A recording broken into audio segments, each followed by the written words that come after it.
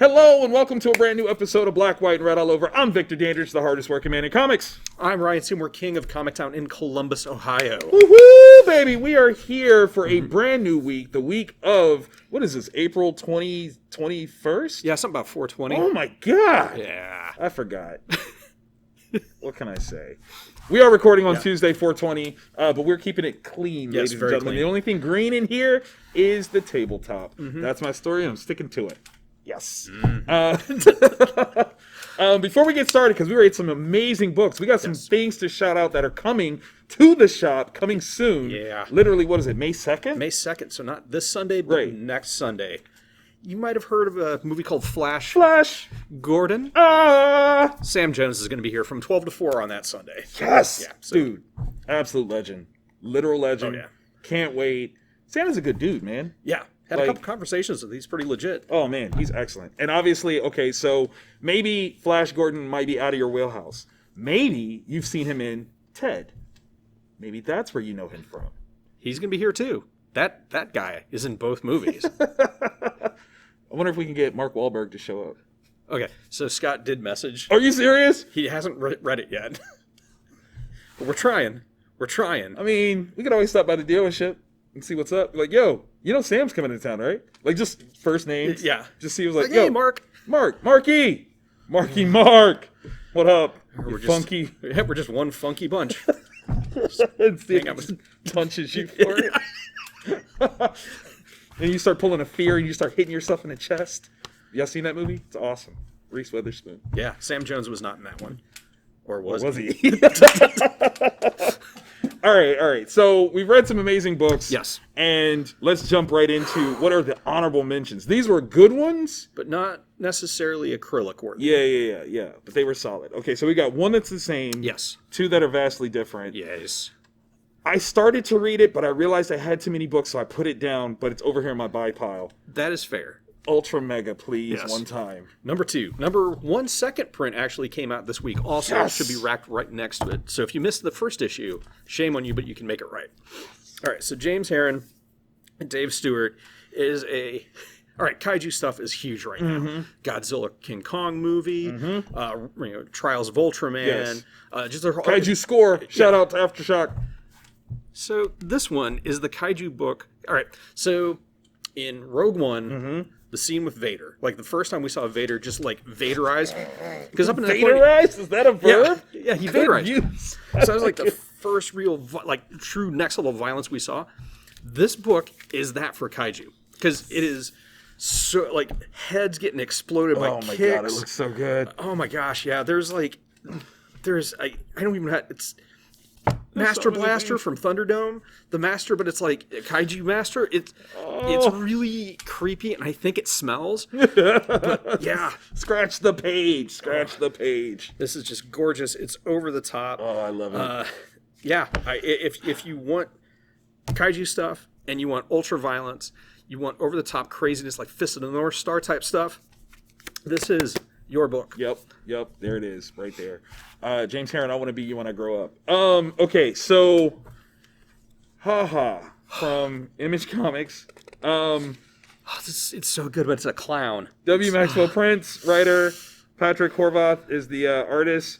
There's a lot of clown in here, so I'm so glad that you saved yourself from this one. Especially when the first line... Oh, yeah. No. So, with this one, okay, so here's the crazy part. This is probably the saddest one yet. Which is weird. They've all been terribly sad. But this one is so, like, emotionally jarring. Even with this potential clown here and the hell that could bring, it's like a juxtaposition story. Like, the clown is one side, but then there's something else that's happening. And it kind of was like, how do you with like clowns in it? Like, how did you, Prince, talk to me? How did we do this? Yeah. And yet, I did this. It's so good. Like, every issue really that I've read is. of it has just been amazing. It's really good. And, it's, Image is letting this dude do some stuff that's I love just it. amazing. I absolutely love it. Like, he's just playing, and he's enjoying himself, which is super fantastic. So, woohoo! I like it. All right, what else we got? Okay.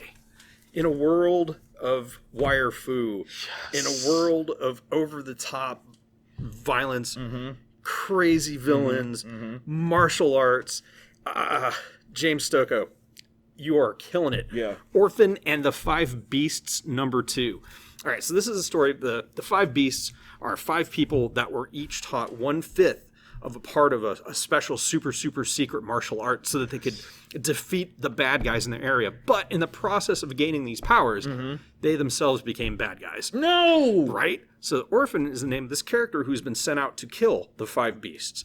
And Thunder Thighs is the name of the first one. Wait, I'm sorry. Yeah. And they No.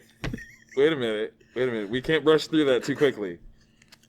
The bad guy's name is Thunder Thighs? Yes. And they're like, they were gifted, oh my god! Yeah, they were gifted with unbelievably powerful legs, which sounds stupid until you see what he does with them.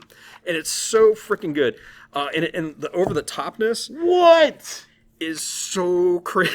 Dude, he is Leg Day! Yeah. That is scary. And it's... Oh my gosh. It's funny. It's violent. It's just... I love it. Oh my gosh. James Stokoe is a modern master of, like, American manga. Yeah. Like, it's got all the feel of manga stuff, but it's just, like, crazy. Yeah. And, yeah, that's 100% what it is. That's perfect. I like it. Okay, so I took on Justice League issue 60. Obviously, I was brought in by this cover, yes, which features Black Adam knuckling up with Superman. What's the deal here? Let's talk about it. Okay, so... Again, this is one of the new features where it's a double, right? Yeah. So you got a main story that's Justice League, also featuring Justice League Dark, Ram V also. Oh, yeah. So here's the crazy part. Like, this is solid, right? It's Bendis, it's David Marquez, Tamara Bonvillain on the colors. The idea here is this question of beginning this big epic adventure. Bendis is kind of seeding in Naomi, who is a co-creation of his, has a show coming out, so very wise to saturate the market, making Naomi a member of the Justice League, but also setting the stage for what we've seen as Black Adam involving himself with the Justice League. Yeah. And it's kind of interesting to see how the rest of the Leaguers feel about this. Yeah, because he has a certain reputation. He's done some things. Right? But I mean, like, people forget, like, he was a member of the Justice Society. Yeah. If he's good enough for them, he's good enough for y'all. Like, stop. Come on. Yeah. Batman has tried to kill you guys how many different times, and you still let him be on the team? How many times has Black Adam tried to kill you? Let's be honest. Fewer. Less. 2 times fewer. Yeah. Like, less. But I'm just saying, right? But no, this is kind of a fun sort of adventure. There's something... I'm going to say it. There's something missing from Bendis' run in DC. Like, there's something innately Marvel-esque about Bendis' work. Yeah. And I think it's such a focus on characters and trying to make them, like, real people that it's not DC-friendly. Like, DC characters aren't real people. They're icons, right? Like old movie stars. We don't care who they were in real life. We just want to see what they're like on the silver screen. And I feel like that's kind of a thing here. Hopefully he changes my mind. Like, you can tell me more about Black Adam. He's got a movie coming out. Yeah. So let's find out. I wonder if he's going to lose his hair and look more like The Rock. I would imagine. I mean, I would think, but... Because they're not going to make The Rock wear a wig, right? That would be weird. Stranger things have happened. And if they do, I'll have to buy a wig. Just like The Rock's. The Rock wig? What if he comes out with a line of wigs? Would you wear them? Yeah. Okay. Christmas. Okay. Okay, so The Girls of Dimension 13. This is from AfterShock. We got Graham Nolan, Brett Blevins. Okay, here's the thing. I picked this up for the stupidest reason possible, okay? I will admit this. My 3-year-old daughter has been on a heavy Scooby-Doo kick. And just looking at the cover, it made me think Scooby-Doo. There's a doggy. There's a dog and there's a, like, teenage, like, it's a whole thing. So I immediately was like, oh, I'm going to read this. Like, now here's the fun part. Are you getting Scooby-Doo vibes from reading this? It's got a youthfulness to it. It does have it. Like, it's so great. Like, I grabbed it for the stupidest reasons, but I enjoyed it quite a bit, actually. Yeah, because it's got that all-woman team. Yep. They're all kind of younger, probably teens to early 20s. They're all trying to find their way in the world. So they've got these powers, and they've been called to this one place where they can live in New York by someone who seems they can give them that knowledge of how their powers work. Exactly. And then there's that final page. That final page, man. Like, you go, oh, okay. Right? This is, okay. Like, you take, like, if Stephen King wrote an episode of Scooby-Doo. Exactly. Like, that's what I think this is going to lead into, and I'm here for it. Oh, yeah. Like, I thoroughly enjoyed it. I am wondering, like, is it going to maintain its kind of safe tone? I mean, there was, like, a little hint of some sinisterness, but you know, quickly curtailed. Because I'm wondering, like, if I can pass this along to Hera. Like, because I was thinking Kira for my kid. Exactly. And the thing is, that safe tone, there's nothing wrong with the safe tone. No, not at all. AfterShock gives us a whole host of stuff that does not have the safe tone. Exactly. So this one's going to be another great one to pass on, because it was, Yeah. It's pro girls, right?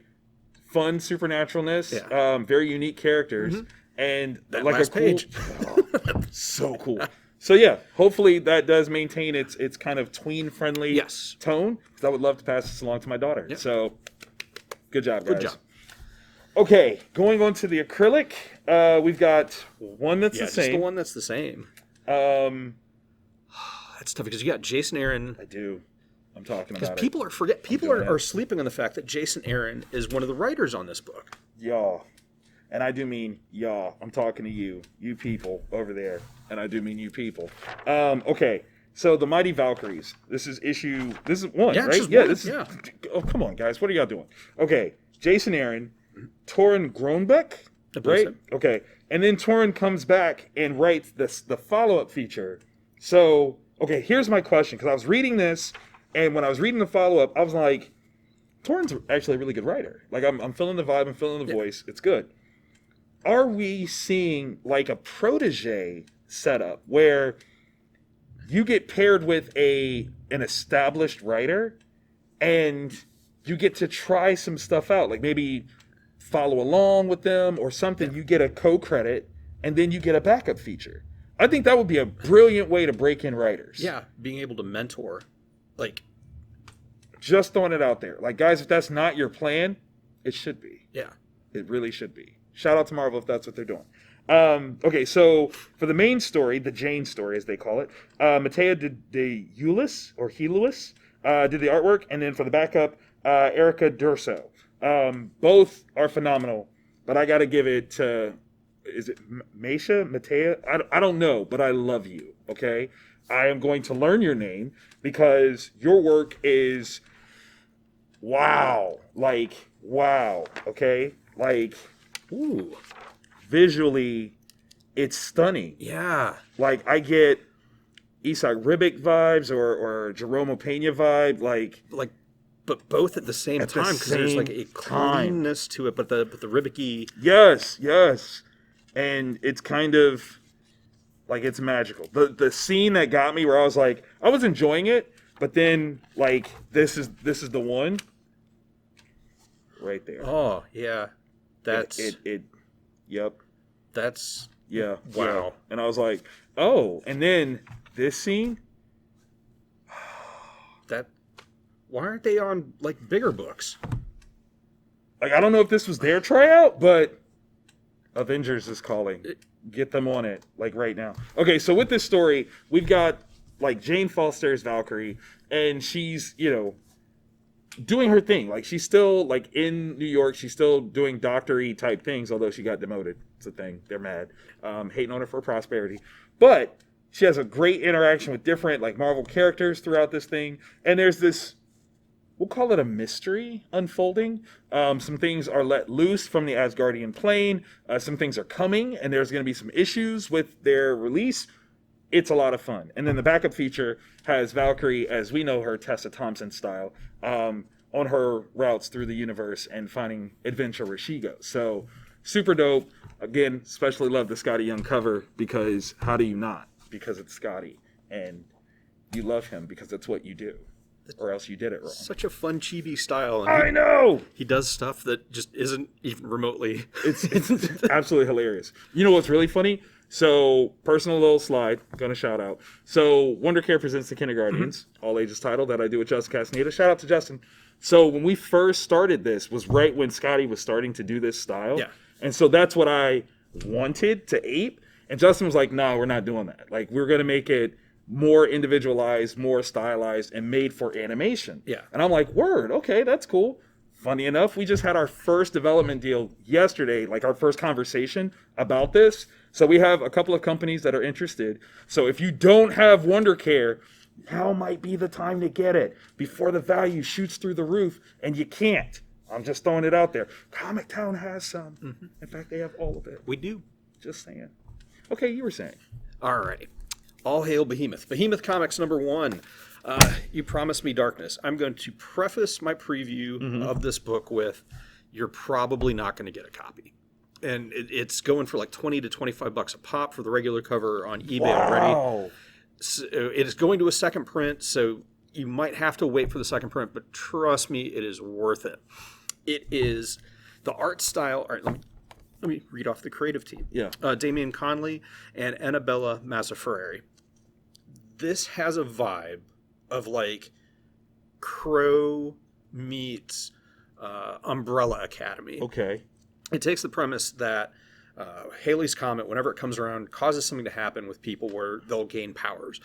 But it's not all cool powers. Like, some people just get completely deformed. Some people get powers, and there's different groups that like will catch you and try to like cut you open and figure out how it all works. And it's not necessarily like a happy story, but I digress. Much like the narrator in the story. So this person is kind of like the leader of the Umbrella Academy. Okay. For an easy sort of like elevator pitch. And one of their associates gets this premonition, and they're always right with their premonitions. And something's going to happen, and it's going to kill off 80% of the world. That's bad. Yeah. So they're trying to get to who they think will be a part of it. Okay. And we find out, you promised me darkness, how that fits into everything. And we find out, we run into some very interesting characters, like the Anti-Everything, which is such a pretentious name, but they cover it in it, and it totally works. It's just amazing. Like, if you really dug Umbrella Academy, this book's for you. If you're looking for something very dark and like kind of like off the beaten path, this book's for you. The art style is incredibly unique. Very, very heavy line work. Yeah. You know what it reminds me of? When, it's going to be funny, when Bendis first started his creator-owned stuff. Yeah, the Jinx and Torso. Everything. Jinx, Torso, like... That's what it looks like. Yeah, that xerography sort of like move. Yeah. That's dope. Yeah, it's really good. I just wish I could say with confidence that you'll be able to track a copy down at cover price. Sorry.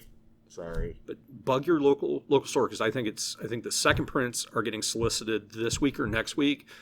Let them know you want a copy. Let them know. That's awesome. Let them know, and they can... Shout out to Behemoth. You guys are kicking all the tail. Yoakum, your crew, man. You guys do good stuff. So I'm very happy to see like this one take off for you guys. Yeah. Like, that's mad dope. That's super dope. Another book that I was very excited to read. Now, does it wrap up? Or it does. It does. And oh my God. Okay, so Knock 'em Dead #5. Elliot Real, Matasha Monaco. This is like same like first name, but I gotta learn how to pronounce this. Okay. This is such a good book, and the premise is so amazing. You're not ready for where this goes, okay? Mm-hmm. First and foremost,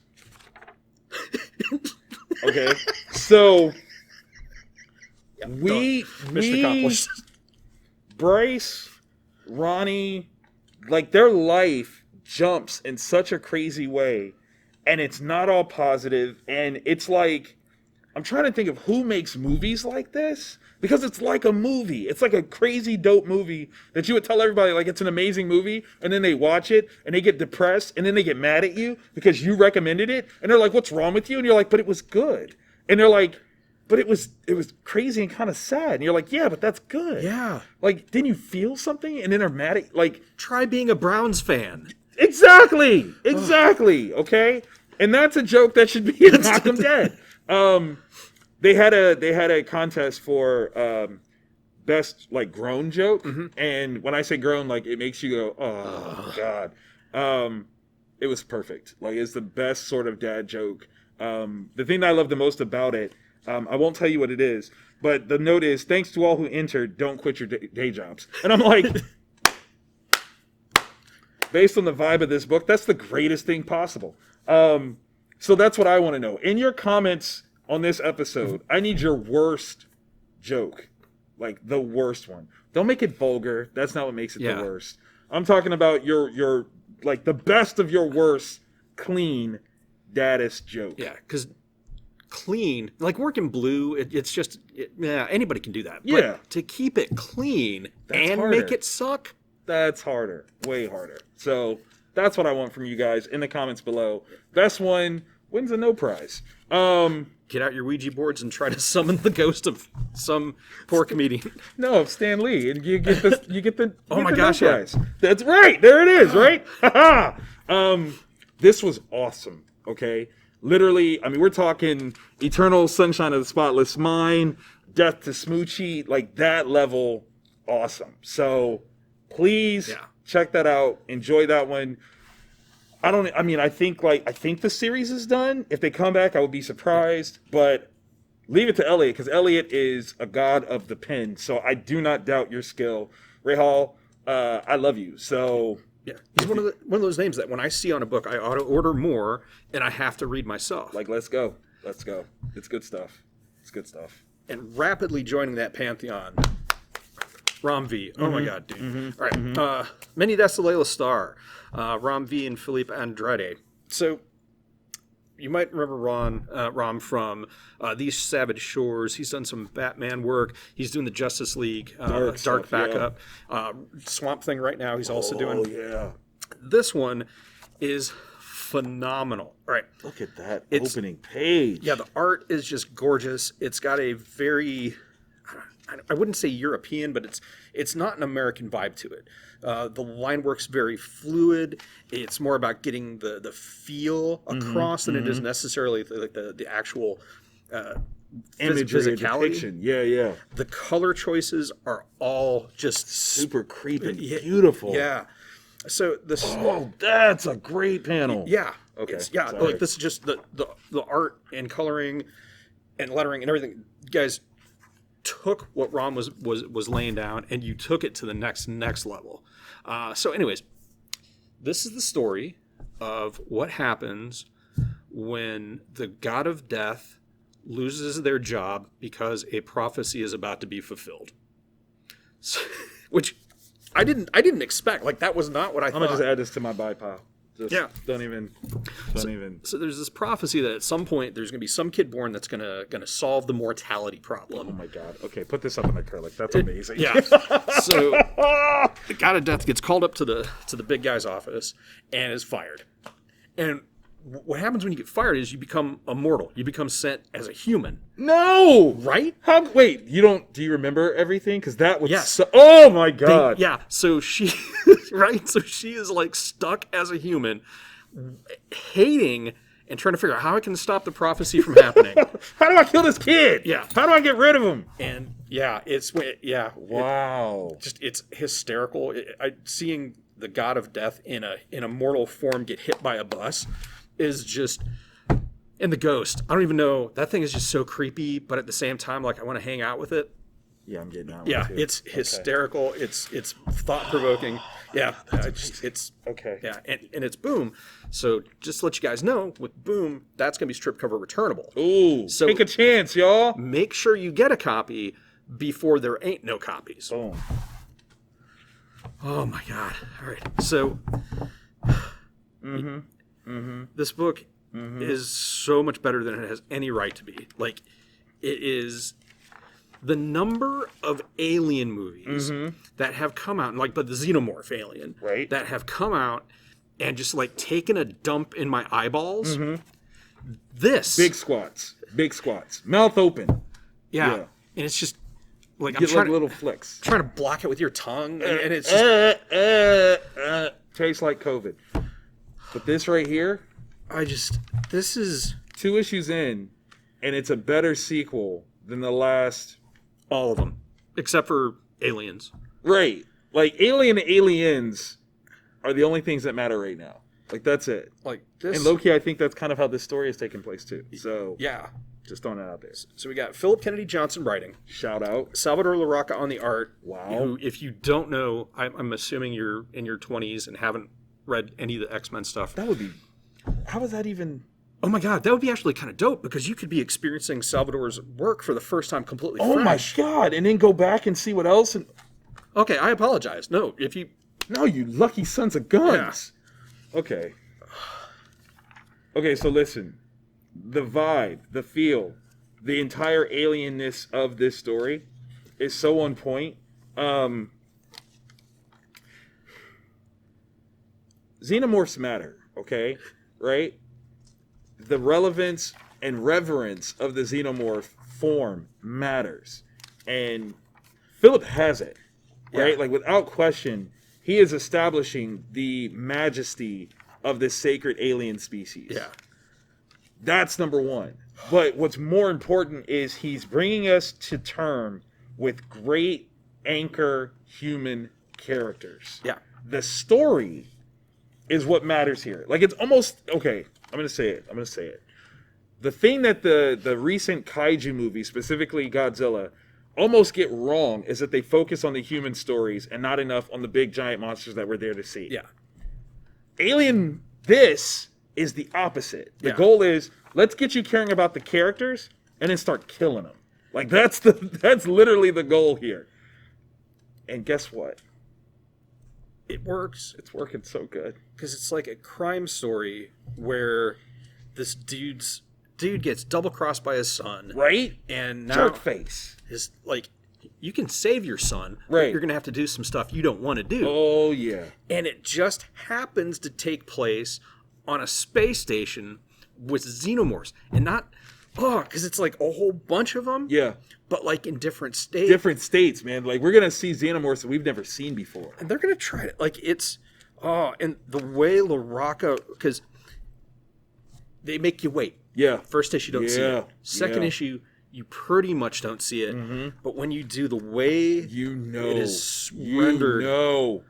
Look at it. Like, that thing is... Look at it. Majestic. Oh. Like... I can hear that page right there. Yeah. Like, you hear it. Okay, so... First and foremost, like, there's a ton of characters that we're introduced to. Yeah. Which is amazing. Okay. I still feel for Gabe. Like, screw you, Danny. Like, I'm so mad at you. You're such a... Oh, your father should have took the belt to you more often. There's soldiers here that have a conversation, and I swear to you, I heard at least one of them speak in Bill Paxton. Yeah. Like... 100%. Like, you just can't not hear it. That cocky, but you don't know who you're talking to or about. And then we get that kind of backstory flashback. I need to know, because there's something about this dude. He was the guy. But, like, there's something more. And there's, like... I'm just saying. Yeah. No, this one's fun. This one is a great, like... I'm already calling it. Like, this is going to go down into the hallmarks. Like, Philip is writing this as though the next Alien series could be based off of this, and should be. Yeah. That's what I'm saying. Like, that's for real how I'm feeling about it. Like, oh, it's so good. Yeah. Already the mystery and suspense is tip top. If they're successful in the characters are successful in doing what they're trying to do, everyone else is screwed. Yeah, that's what I was gonna say. Like, if this was bad in space, No. And you're gonna go for the Prime? No, this is bad. Oh, because you know what I bet the Prime does? Produce queens. Oh, you don't want that unless you live in Queens. Yeah, that ain't web fluid all over the place, y'all. Ugh. Those spiders get on your face. You did. Oh my God. So, fantastic reads all around. Mm-hmm. Not a single one I didn't like. Yeah, this is absolutely amazing. Okay, so hopefully you guys enjoyed what you saw here. If you did, click the like button. Yeah. Because we need that sort of validation. In fact, check out our Facebook page. We got a Facebook page where you actually can recommend what books we're going to read. Yeah. So if you want to see something in particular that you know is coming out, let us know. Yeah, and if you're ever curious, like, what should I tell my local shop I want? Every Friday I get posted up there a list of all the books that are going to be on final order cutoff. So at that last moment, you can let your local shop know, like, I need a copy of this book, and they can make sure to order it for you. Yep.